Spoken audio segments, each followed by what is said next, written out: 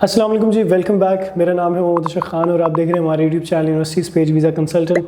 आज का हमारा टॉपिक एसडीएस कैटेगरी और नॉन एसडीएस कैटेगरी के ऊपर होगा।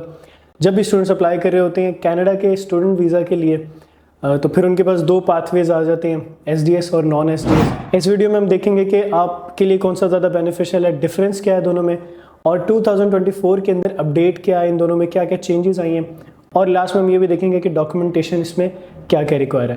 तो आपसे रिक्वेस्ट है वीडियो को एंड तक देखें और चैनल को सब्सक्राइब कर लें। व्यूअर्स, एसडीएस और नॉन एसडीएस एक वीज़ा की टाइप्स हैं। जब भी स्टूडेंट कनाडा वीज़ा के लिए अप्लाई कर रहे होते हैं, स्पेसिफिकली स्टूडेंट्स जब अप्लाई कर रहे होते हैं, तो फिर उनके पास दो पाथवेज आ जाते हैं। या वो एसडीएस पाथवे के थ्रू अप्लाई कर रहे होते हैं या नॉन एसडीएस पाथवे के थ्रू अप्लाई कर रहे होते हैं। इन दोनों में मेन डिफरेंस ये है कि एसडीएस स्पेसिफिकली स्टूडेंट्स के लिए, जो भी स्टूडेंट्स अप्लाई करते हैं तो वो एसडीएस कैटेगरी के थ्रू अप्लाई कर रहे होते हैं। और जो नॉन एसडीएस है उसके अंदर जर्नल कह सकते हैं वीज़ा होता है, विजिटर्स भी कर सकते हैं, वर्क परमिट वाले भी कर सकते हैं, स्टडी वाले भी कर सकते हैं, और इमिग्रेंट्स भी करते हैं। खैर, इसके बाद जो सबसे मेजर डिफरेंस आता है वो प्रोसेसिंग टाइम का है। एसडीएस का प्रोसेसिंग टाइम 20 कैलेंडर डेज है, but on the other hand अगर नॉन एसडीएस को देखें तो इसके अंदर आपको 3 से 4 मंथ भी लग सकते हैं। और आफ्टर द कोविड ये प्रोसेस कुछ इससे ज़्यादा भी स्लो हो चुका हुआ है और डिले भी आ जाता है। तो इस तरह आप डिसाइड कर सकते हैं कि आपने किस कैटेगरी में अप्लाई करना। इसके अलावा डिफरेंसेस में आप ऑनलाइन अप्लाई कर सकते हैं एसडीएस ओनली, और जो नॉन एसडीएस कैटेगरी है वो आप फिजिकली भी अप्लाई कर सकते हैं और ऑनलाइन भी अप्लाई कर सकते हैं। मोरओवर देखें तो जीआईसी की अमाउंट का भी यहाँ पर काफ़ी मेन रोल है। जो एसडीएस कैटेगरी है इसके अंदर आपने जीआईसी की अमाउंट शो करानी होती है, यानी कि एक ब्लॉक अकाउंट की तरह आपने जीआईसी अकाउंट बनाना होता है, सर्टिफिकेट लेना होता है।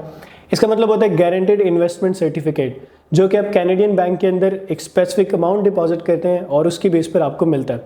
ये एक गारंटी होती है कि स्टूडेंट वहाँ जाएगा, उसके पास लिविंग एक्सपेंसेस वहाँ के लिए हैं, और जैसे जर्मनी में ब्लॉक अकाउंट होता है ऐसे ही आपको फिर पर मंथ वो एज अ मंथली खर्चे के तौर पे अमाउंट देते रहते हैं, जिससे आप अपना मंथली एक्सपेंस को कवर कर रहे होते हैं।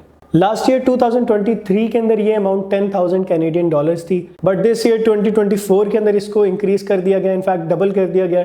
20,635 कैनेडियन डॉलर्स आपको रिक्वायर होंगे अगर आपने जीआईसी का अकाउंट बनाना है। ऑन दी अदर हैंड अगर देखें तो आपको नॉन एसडीएस के अंदर जीआईसी का अकाउंट रिक्वायर नहीं होता। आपने अपने प्रूफ ऑफ फंड शो कराने होते हैं जो कि 10,000 कैनेडियन डॉलर्स हैं फॉर 1 ईयर। उसके लिए आप अपनी बैंक स्टेटमेंट शो करा सकते हैं, उसके अंदर उतनी इक्विवेलेंट अमाउंट शो करा सकते हैं, तो वो फिर एक कुछ हद तक ईजी रह जाता है पाकिस्तानी स्टूडेंट्स के लिए स्पेशली। खैर, जो नेक्स्ट पॉइंट हमारा आता है वो ट्यूशन फीस का आता है। जब आपने कनाडा जाना है उससे पहले आपने अपनी एक इंस्टॉलमेंट पे करनी होती है ट्यूशन फीस की अप फ्रंट, यानी कि वीज़ा फाइल करने से पहले आपने अपनी फीस का कुछ हिस्सा ज़रूर पे करना होता है।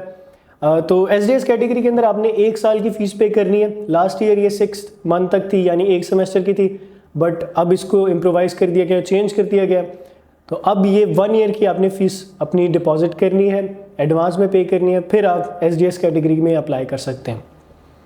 इसी के साथ साथ ऑन दी अदर हैंड देखिए तो नॉन एसडीएस के अंदर आपने स्टिल 6 मंथ यानी 1 सेमेस्टर की फ़ीस पे करनी है और फिर आप अप्लाई कर सकते हैं। नेक्स्ट इंपॉर्टेंट पॉइंट हमारा लैंग्वेज का होता है, जो कि एसडीएस कैटेगरी के अंदर आइल्स है, और आइल्स यहाँ पे मैंडेटरी है। आप पीटी और टॉफल के ऊपर अप्लाई नहीं कर सकते। आइल्स के बैंड आपको मिनिमम 6 चाहिए होंगे अगर आप अंडर ग्रेजुएट में अप्लाई कर रहे हैं। इस तरह अगर आप मास्टर्स में अप्लाई करें या पोस्ट ग्रेजुएट अप्लाई करें तो फिर आपको 6.5 बैंड्स रिक्वायर होंगे। इसी के साथ साथ नॉन एसडीएस की बात करें तो यहाँ पर आप टॉफल भी दे सकते हैं और पीटी का एग्जाम भी दे सकते हैं। फर्दर मोर बात करें तो आपको जो एसडीएस कैटेगरी है वो लिमिटेड है कुछ स्पेसिफिक कंट्रीज़ की, वो 10 to 14 कंट्रीज़ हैं at the moment. In countries के लिस्ट के अंदर एंटीगुआ बारबुदा आता है, चाइना आता है, पेरू आता है, पाकिस्तान है, और इसके अलावा ब्राज़ील भी आता है, कोलंबिया आता है, इंडिया आता है, इसके अलावा फ़िलीपींस से लेकर मोरक्को, वियतनाम, इस तरह के काफ़ी कंट्रीज़ इसके अंदर इंक्लूड हैं। बट नॉन एसडीएस में बहुत सारी कंट्रीज़ आ जाती हैं, इनफैक्ट सारी कंट्रीज़ नॉन एसडीएस के थ्रू अप्लाई कर सकती हैं। And now last but not the least, आपको जो वीज़ा की रेशो है वो एसडीएस कैटेगरी में ज़्यादा देखने को मिलती है, जो कि 75 से 85% है, और नॉन एसडीएस के अंदर ये 65% तक नज़र आती है। स्टूडेंट्स, एसडीएस कैटेगरी के बेनिफिट्स यही हैं कि आपको प्रोसेसिंग टाइम कम मिल जाता है, इसके अलावा डॉक्यूमेंटेशन बहुत कम रिक्वायर है, बेसिक डॉक्यूमेंटेशन रिक्वायर रहती है। मोरओवर देखें तो आपको वीज़ा रेशो भी अच्छी है। इसके अलावा जो एक मेजर पॉइंट है वो ये है कि यहाँ पर आपको ज़्यादा इंस्टीट्यूट मिल जाते हैं, यानी जो नॉन एसडीएस कैटेगरी के थ्रू इंस्टीट्यूट आपको मिलेंगे वो कम होंगे, उनके नंबर या उनकी लिमिटेशन है कुछ हद तक। बट एसडीएस कैटेगरी के अंदर ज़्यादा इंस्टीट्यूट डील कर रहे हैं, तो इसके अंदर आपको कैटेगरीज भी ज़्यादा मिल जाएगी, यूनिवर्सिटीज़ इंस्टीट्यूट्स ज़्यादा मिल जाएंगे।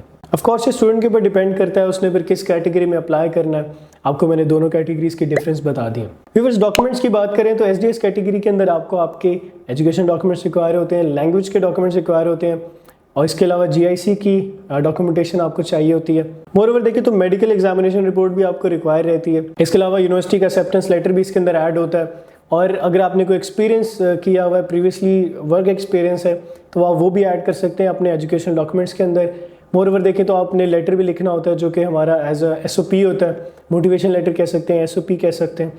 उसके अंदर फिर आप सारे प्रोसीजर को बता रहे होते हैं, अपनी पर्सनल डिटेल्स बता रहे होते हैं और वीज़ा फाइल करने की रीज़न बता रहे होते हैं। इसके अलावा मैंने स्टडी इन कनाडा के ऊपर एक वीडियो बनाई हुई है डिटेल्ड, और वो आप जाके देख सकते हैं। उसके अंदर मैंने एक कॉस्ट को भी मेंशन किया हुआ है, डॉक्यूमेंट्स को काफ़ी डिटेल में मेंशन किया, तो आई होप उससे भी आपको काफ़ी फ़ायदा होगा। मोरओवर देखें तो जो नॉन एसडीएस कैटेगरी है इसके अंदर आपने सपोर्टिंग डॉक्यूमेंट्स बहुत ज़्यादा अटैच करने पड़ते हैं आपको, उसका प्रोसेसिंग टाइम काफ़ी ज़्यादा। व्यूअर्स, ये थी हमारी वीडियो एसडीएस कैटेगरी और नॉन एसडीएस कैटेगरी के ऊपर।